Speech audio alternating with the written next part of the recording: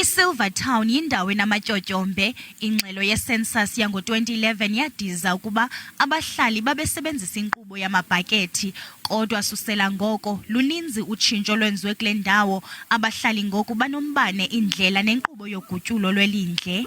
Qale kakuhle kakhulu, senzelwe indlela apha, izitomotor drains siyazibona naziyana. Yaqonda noba imvula engaze inethe enkulu, sinendawo ezizawungena amanzi. Iqale kakuhle kakhulu, safakelwa umbane, safakelwa itoilet ezigungxulayo.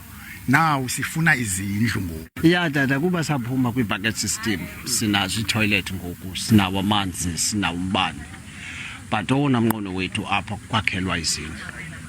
And the way abeze kuthi ngayo malunga nelinani le-69, of which we are not happy about that, and we cannot reject it, because if ever we can reject it, they will take it away from us again. Siyazibulela iinkonzo urhulumente eza nazo kuthi, kodwa ke sikhona isikhalo soba noko ziyacotha, azizi ngale ndlela thina sinqwenyela ngazo.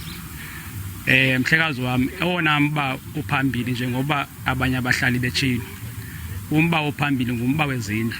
Abanye abahlali bathi oko babelindele ukufumana izindlu ezisemgangathweni susela ngo-1987. Inhlalo yethu ilisenhle kwalomzuzu, kodwa kuyabona ke izasixabanisa kuba basiphathela ngoku into esingayaziyo.